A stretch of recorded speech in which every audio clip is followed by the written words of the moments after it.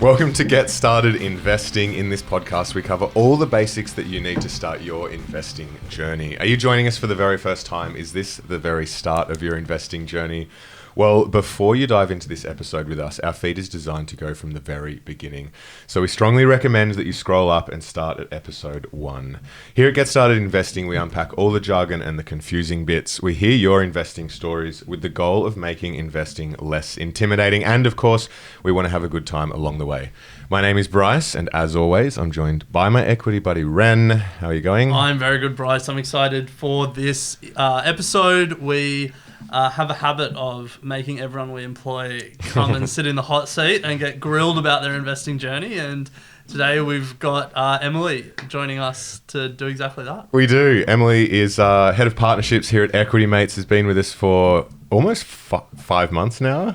Getting towards probation time. And every week she's been asking, when am I going on Get Started Investing? Every week. Well, Em, welcome. Thanks, guys. To quote Ren, I am very excited for this episode. So speaking of being excited, Em, we're all excited here at Equity Mates because Finfest is fast approaching and tickets are going to be live on the 9th of June. Why is that important? You have the opportunity to get on the early bird register now. Head to equitymates.com/Finfest to get on the list. Register your details, and on the 9th of June, you'll get an exclusive code for early bird access when tickets go on sale. Finfest is not an event to miss. We've been working on it pretty hard. So we're excited. Equitymates.com/Finfest. It will be in the show notes. Emma's been so busy working on it that's why she hasn't been able to come onto the podcast. But now tickets are about to go live. Exciting times. Yeah, it's going to be an epic day. Yeah.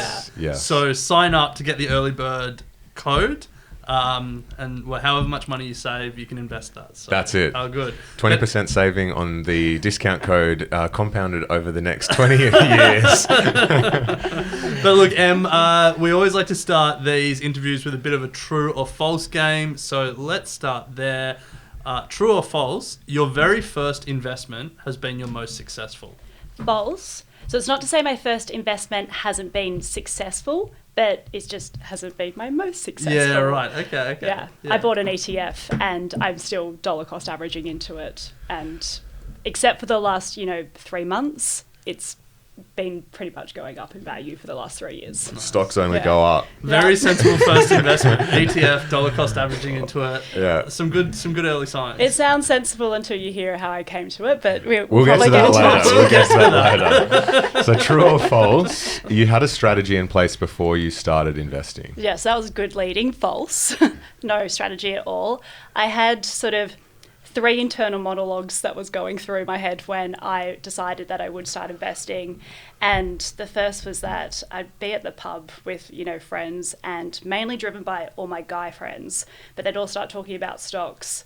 And I just felt like I wanted to be involved in that conversation, but I had no clue what they were talking about, and it'd just go over my head.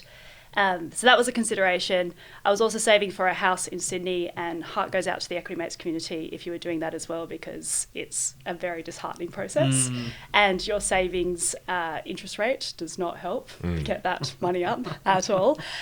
So it was a very slow process saving for the house. And then my third one was that I feel for the most part I'm pretty money savvy. On like a good day, I describe myself that way. On another day, I describe myself as stingy.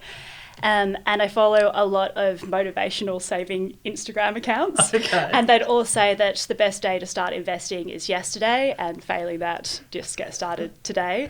So just one day, inspiration took me, and I Googled best stocks in Australia and bought an ETF that way. Nice. Well, plenty to unpack there, but let's keep going. Let's keep going with this game, but Okay. I got a lot of follow-ups on that story. Derailing. True or false, investing is as hard as you thought it would be? No, it's just a Google search. True. No. I mean, I mainly buy ETFs, and because my thinking is that I'll leave it to the professionals to pull together like a fund that's, diversified, and it's got, companies that are going upwards in value. I've got a couple of individual stocks, but yeah, I'd just rather leave it to someone else to look after. Nice, yeah. And then to close out, true or false, investing is like gambling. Not at all alike, so false. It's because I don't gamble often, but that's like a short-term, endorphin hit for me. I don't think my investing portfolio with ETFs is structured to give me quick wins. It's a long-term set and forget kind of approach. If we do talk about crypto later in the episode, I have a slightly different aptitude. But that's, we might not get to that. Yeah. Well, definitely will. We'll put a pin in that. But let's go back to your first investment, because I think there's a lot of stuff there that I think is really interesting. So the 3 monologues going in your head, want to be involved in the pub conversation, want to save for a house, and I follow a lot of motivational savings Instagram accounts. I just got to ask, motivational saving Instagram accounts, like how motivational are they? Just like all those like empowerment little like, you can do this. I just find that, I just need, when I'm doing my scrolling, those posts just make me feel more confident that I'm on my way to hitting savings goals. Yeah. Otherwise, if I don't have those reminders, I might take the money out. Yeah. And we don't want to do that. So then you Googled best stocks to buy in Australia, which I don't think is an uncommon way that people start. Just Googling like how to invest or what should I invest in. What was the journey from that first Google search to actually buying an ETF? It was pretty much that evening. I Googled Australian ETF index funds. Is that what it's called? Yeah. And you already knew a bit of jargon straight away. Well, yes and no. I mean, I understood, what compounding was from like high school, but I didn't really know what an ETF or what that stood for. That night I just jumped onto then a broker at the same time and just made a trade, put a couple $100 in, just thinking that it would be enough to keep me interested in the outcome of the investment, but at the same time, if it went to zero, I would be able to sleep at night. Disrupted sleep. Yeah. I'm interested to talk about the money habit side of things, because you were talking about saving for a house and that on some days you call yourself stingy, on other days I can't remember what the other term you used. Money savvy. Yeah, money savvy. So like how did you build those habits, I guess, because what we talk about a lot on the show is sorting your money is often the first thing you need to do before you actually can start investing, because you said there it's money that you could have lost, and we all need the emergency fund and we want to be saving for a house and those sorts of things. So how did you get those money habits and how would you describe them? I mean, this is going to sound so superficial. So when I was in like my early 20s, I decided I just liked to buy things. And so I didn't necessarily rack up a huge amount of credit card debt, but I definitely wasn't, living within my means. And just one day I was like, you need to start thinking about ensuring that all your bills are ready to be paid for each month, because you shouldn't be borrowing off friends. And then also, if you want to go to the pub or if you want to, be able to buy, something on a weekend, you need to have a decent pool of revenue that's set aside to allow yourself to be able to access those sort of things. So I just sat down one day with a spreadsheet, sort of mapped out everything that I'd spent my money on the last month and just did a big cull and basically just had a long, hard talk with myself and signed up to a couple of Instagram accounts. And between, my long, hard talk and those motivational posts, I felt like I'm more disciplined in knowing what money is coming in and what money is coming out. And do you have a framework, like when money comes in that, we've spoken again about like spending, saving, house, whatever? Do you have a split that way? So I give myself a payday. So at Equity Mates we get paid fortnightly, but I give myself a once a month payday, my favourite day of the month. Because monthly payday? Monthly payday. Okay, explain that. So I can pay you monthly if you want. No. I'm happy with the process now. But so I'll just put I have like different buckets of money which have different goals against them. And including that, then there's also like a segment that goes out towards my broker. And And each month on my payday, all the money goes into my different pools. So I've got a pool that I set aside each month for travel, and I've got a pool that, I put towards an allocation for skincare, which we can come back to when we come to stock picks later. And a couple of other, nice to haves. And then I've got my different pools for bills. And then at the end of the month, I would give myself then a breakdown of how much I've got to spend week to week. And I try to stay pretty disciplined on that. And a mortgage. And a mortgage, yes, because I finally managed to battle through and get a place. So is that all spreadsheet based? Or? All spreadsheet based. Okay. Yeah. Jeez, you and Bryce, two peas in a pod. Yeah. I wonder who has a Show us your spreadsheet. who has a more complicated spreadsheet? Anyway, let's not get into that. But I've moved a lot of my stock spreadsheet into ShareSite now. Okay. So a lot of that tracking stuff is now in ShareSite, which I must admit has drastically improved since I last did it. Yeah, okay, that's interesting. But all my pools and skincare columns and stuff, which I'm sure is a big allocation each month. All spreadsheets. It's funny that you you use ShareSite for shares, but I'm sure there would be heaps of platforms for like saving and allocating money as well. Yeah. But use both spreadsheet based. I guess question to both of you, have you guys tried any platforms for that? No. Or is it? No, they are, pushed out on those Instagram accounts all the time, brand partnerships. But no, I'm happy with my process as it is, and it makes me feel like I'm in control. So yeah, I mean, it's not to say I'm against them. I think if you needed some place to start and you didn't feel like your competence in Excel was that high, then I'd probably look to one of those. Yeah, I think that's a great shout. Like, there's not one size fits all. It's find something that works for you. Now, speaking of finding things that worked for you, we want to ask about resources that helped you get started. And I think the first resource we have to ask about, are there any Instagram accounts that you want to shout out here that really helped you to go from that spending M to that saving M that you think deserve a hat tip? There's a wonderful account from the US called Mrs. Dow Jones. She's a little bit sassy and hilarious, and I just feel, makes me feel empowered. Nice. From Australia, there's a Saving Like Mad account. From a more podcast research side, I listened to Equity Mates before I worked with you guys years ago.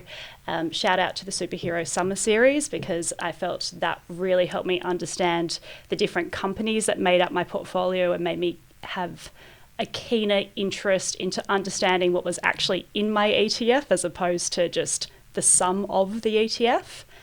And I also read the AFR a fair bit. Nice. Well, shout out to Superhero if they want to do another summer series. It obviously worked.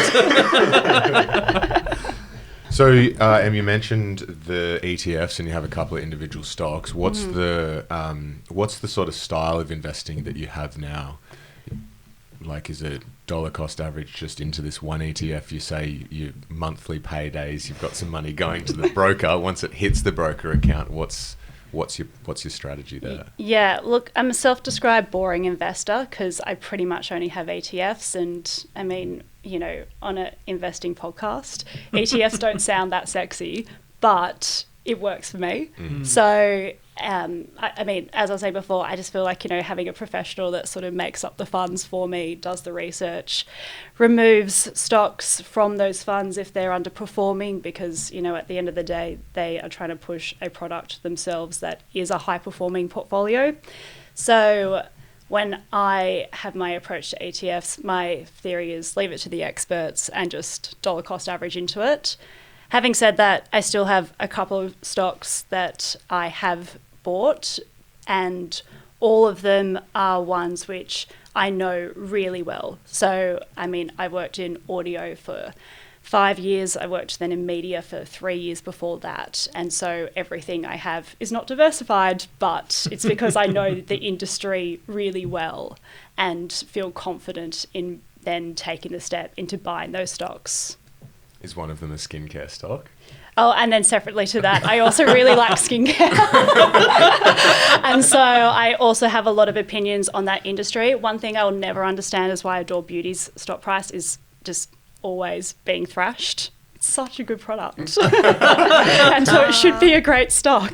But anyway, that's a bit of a love-hate relationship there. I also have, a couple of others out of the US that, because I spend a little bit of that money that I've allocated each month into buying skincare, I then feel confident in the brands behind them and the potential for where those businesses could go in the future, new products that they're developing, that I've also bought a few stocks down that path. Nice. I like that. Yeah, well, it's investing in what you know. It's, your career, your... I was going to say hobbies, but skincare's probably not a hobby. It's, it kind of is in a way. Passions. Yeah.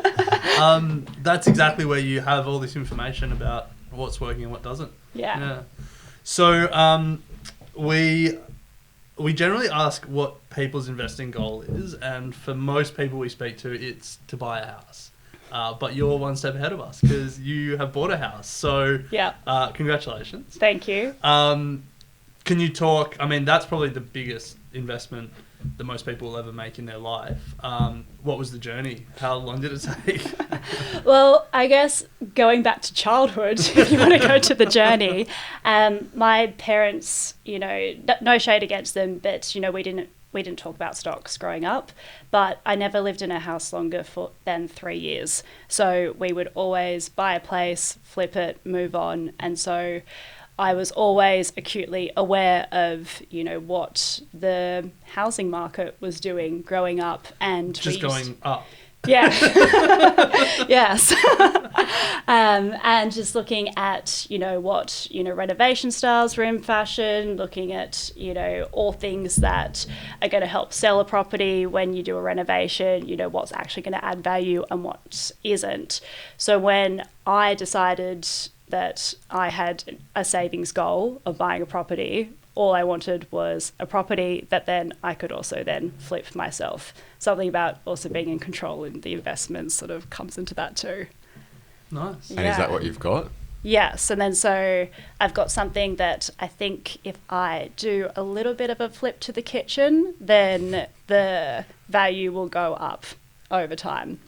You're doing a DIY flip on the kitchen? I've done it. Bryce, you know too much. I've done a DIY flip to the bathroom. Okay.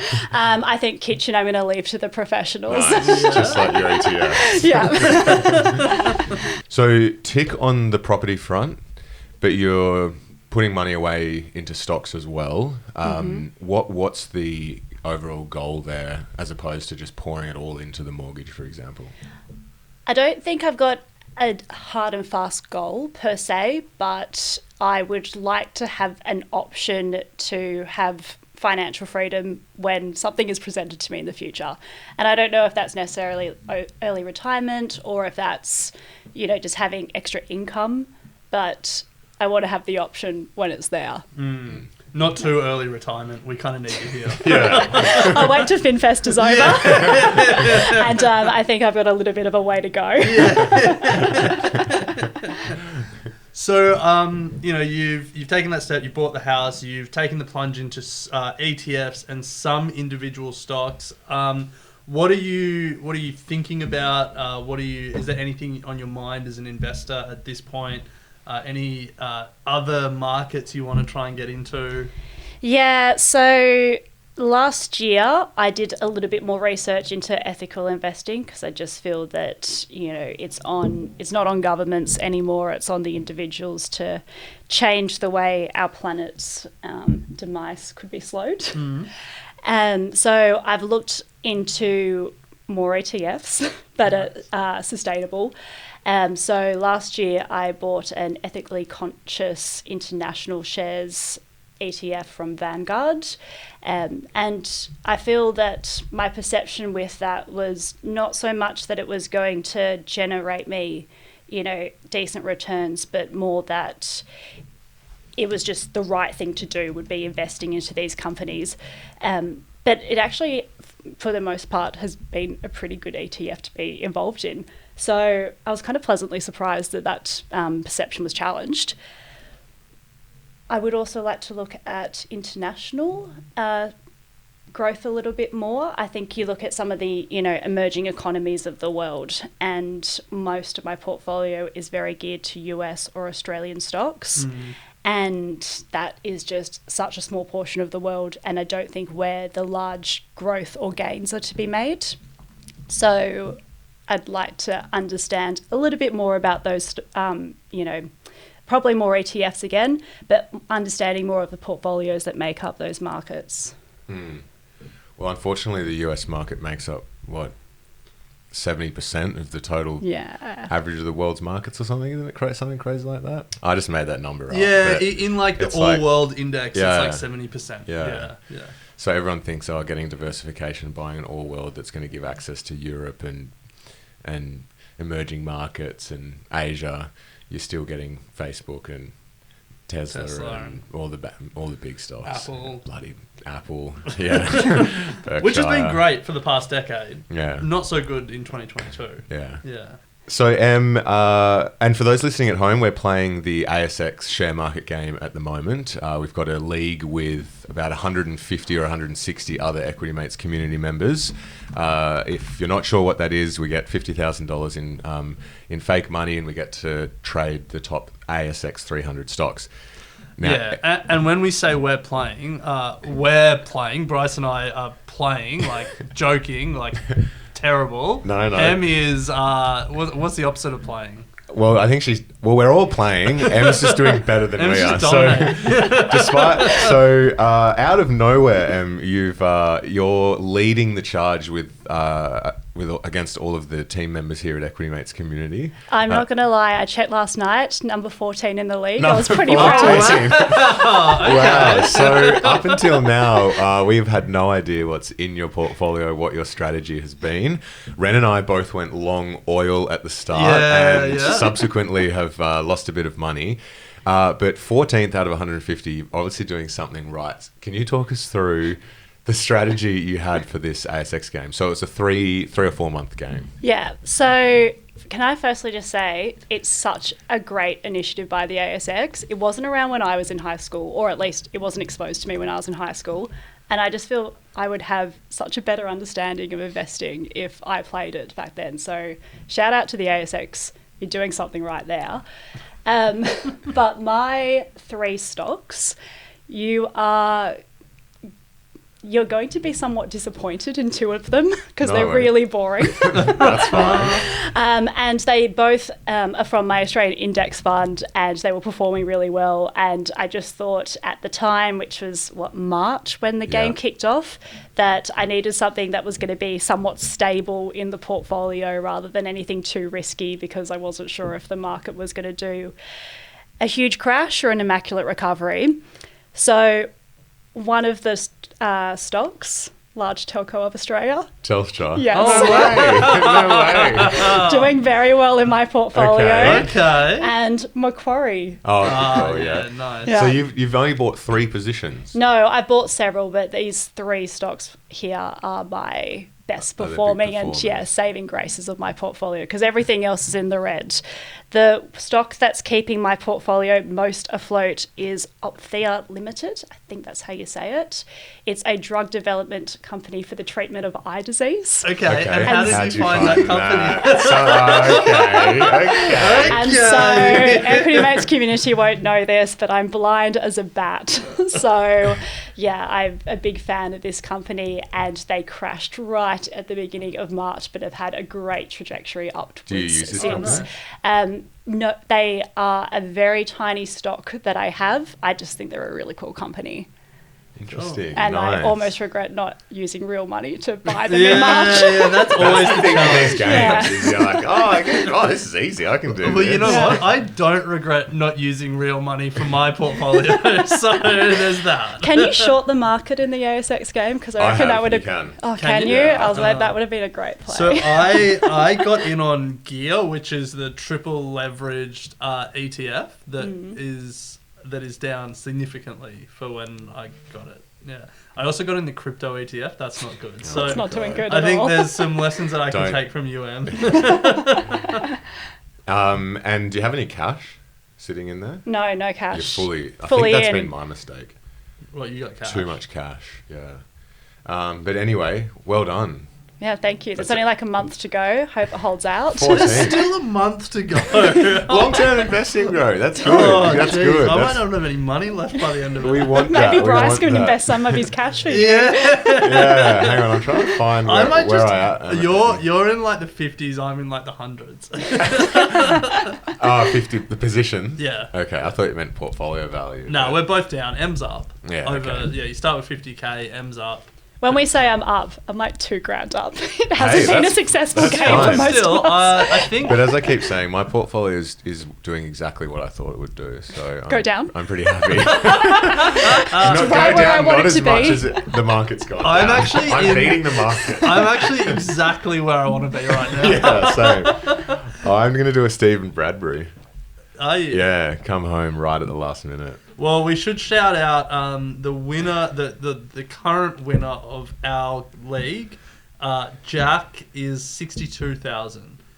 Yeah. $7,000 above the number 2, 55,000. So, pretty impressive. Nice work, Jack. My sister's Jeez. boyfriend. I'm looking at Oh, some... We're a very incestuous game. Is that how you're doing so No, well? no, he hasn't given me any stock tips. But Jack, if you're listening. Come on, stock tips with Jack.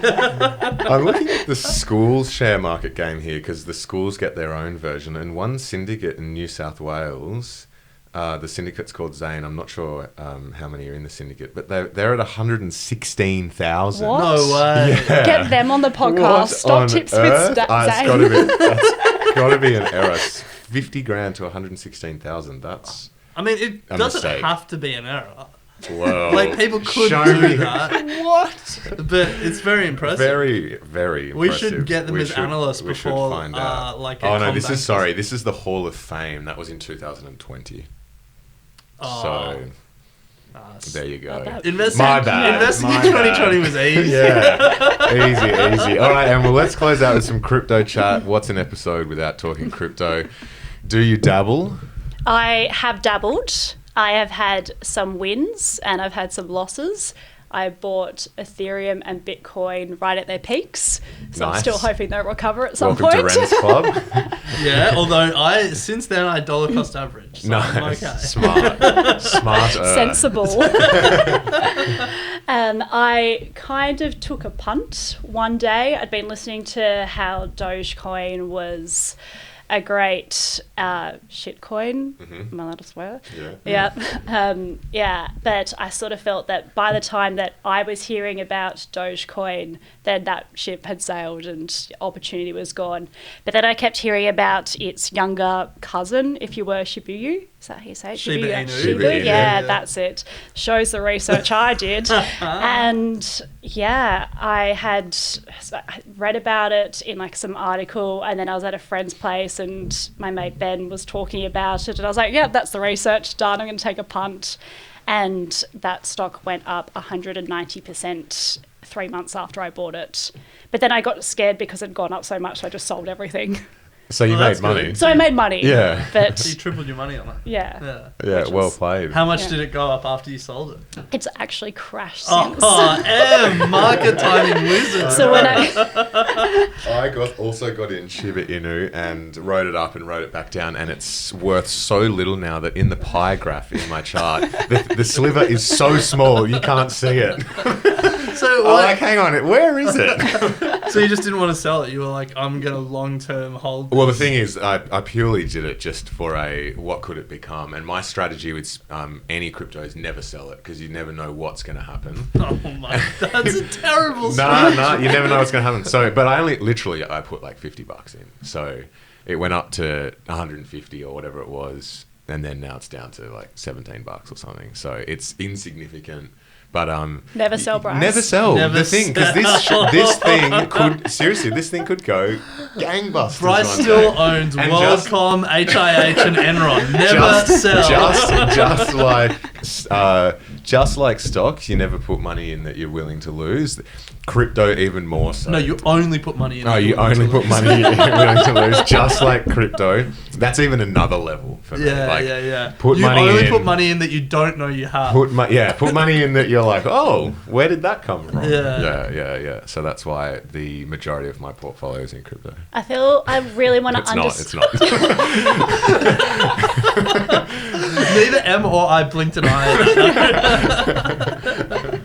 I feel I really want to understand crypto more in the next, step of my investing journey as such, but I do just sort of look at it as like a little bit of a spray and pray approach. Yeah. I just don't understand how you can have a stock which has a valuation to it, and that there's like a product, that there's a company around it, there is a value that is quite tangible to the business, or is intangible, but you can see it. Oh my God, that's It creates not value. It creates value. Yeah. Thank you. But with crypto, I just feel like it's a little bit pie in the sky. So when it comes to, investing, I'm still going to do it. I just feel like it's a bit more of that, let's see what sticks and throw some money at it. I think that is exactly the right way to approach it. One of our favourite investing books by Seth Klarman asked the question, are you investing or are you speculating? And if you're buying an asset with the assumption that someone will pay more for it in the future, then you're speculating. You're speculating on the psychology of what someone else is willing to pay. If you're investing, you're buying something that has intrinsic value and can generate cash flow. The house that you bought can generate cash flow from rent. Stocks can generate cash flow. That's investing. Shiba Inu can't generate cash flow. So yeah, I think you've nailed it. Yeah, that's exactly my thoughts, just more articulately put. Well, Seth Klarman did the heavy lifting for us there. Thanks, Seth. All right, well, I think that is a great place to wrap it. Speaking of crypto, don't forget that there's plenty more podcasts in the Equity Mates community. And yesterday on our Crypto Curious podcast, the team were lucky enough to sit down with Steve Smith, the incredible Australian cricketer. Is he the captain now? No, he's not. No, he wasn't the captain after South Africa. Yeah, but we don't talk about that. Yeah, we don't talk about that. But make sure you head over and listen to Steve's thoughts. I think they dig into a bit of his NFT portfolio. So if you're interested in all things crypto, Crypto Curious is the place to go. Ren, any call outs from the Equity Mates network this week? Yeah, so if you're in Australia, we've just seen the election, and you might be wanting some analysis of the election as if they were businesses. I know that's what everyone is calling out for. But on Comedian v Economist, Thomas did a really interesting breakdown on the 4 moats that protected the 2 major parties and what's been happening to those moats. Really interesting conversation that helps contextualize what we saw a couple of weekends ago. Nice. So head over to Comedian v Economist. And Em, anything from you from the network this week? Yeah, in the spirit of broadening my mind about crypto, the You're a Good Company girls did a great interview with Jordan Franklin on how she is now a pioneer within the crypto space for Ethereum, and should I want to go in with more research for my next crypto pick, I feel a bit more confident doing so now. Nice. Love it. And we should shout out You're in Good Company. If you want to hear a discussion about whether people thought World Wide Web is a well-known term or not, go and listen to their interest rate episode as well. That was pretty funny. So, reminder, equitymates.com/Finfest to get on the register for early bird access. That's going live on the 9th of June. But Em, it's been really fun. Thank you for sharing your journey with the community here at Get Started Investing. I know a lot of people take a lot of value from what we've spoken about today. So thank you, and let's get back to the office. Back to work. Thanks for having me. Thanks, Em.